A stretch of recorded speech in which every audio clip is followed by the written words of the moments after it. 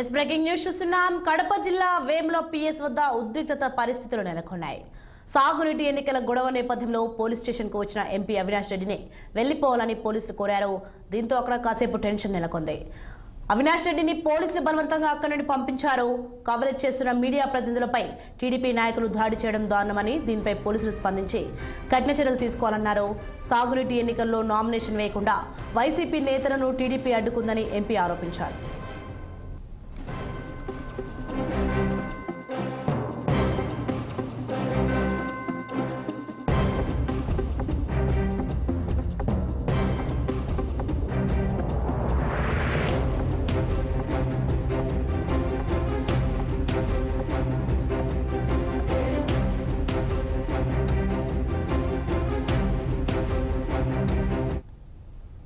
అయితే వేములలో నీటి సంఘాల ఎన్నికల ప్రక్రియ కవరేజ్కి వెళ్లిన రిపోర్టర్లపై దాడి చేశారు.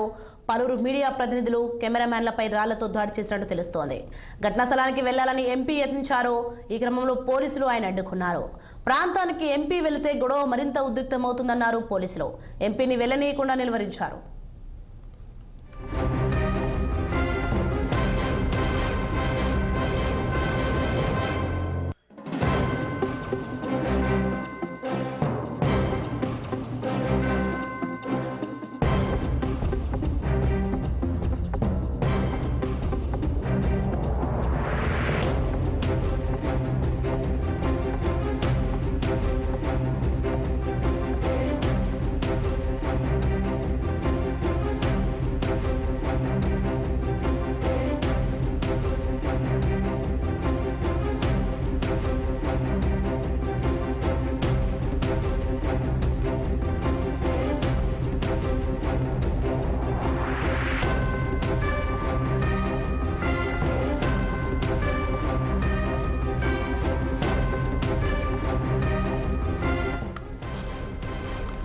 బ్రేకింగ్ న్యూస్ చూస్తున్నాం మనం. కడప జిల్లా వేముల పిఎస్ వద్ద ఉద్రిక్తత పరిస్థితులు నెలకొన్నాయి.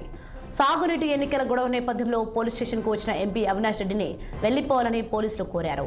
దీంతో అక్కడ కాసేపు టెన్షన్ వాతావరణం నెలకొంది. అవినాష్ రెడ్డిని పోలీసులు బలవంతంగా అక్కడి నుండి పంపించారు.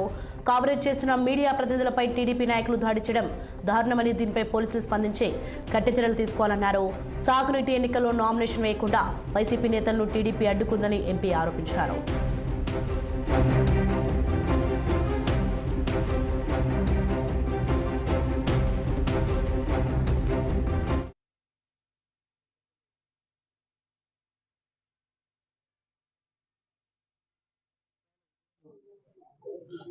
వేముల తహసీల్దార్ ఆఫీస్ దగ్గర మరి అక్కడికి వీడియో కవరేజ్ మరి నామినేషన్ల ప్రక్రియ కావచ్చు, లేదా ఈ నో డ్యూస్ ఏదైతే నామినేషన్ వేయాలంటే నో డ్యూ సర్టిఫికేట్ అంటే నీటి పన్నులు చెల్లించి నో డ్యూ సర్టిఫికేట్ తీసుకోవడం మ్యాండేటరీ.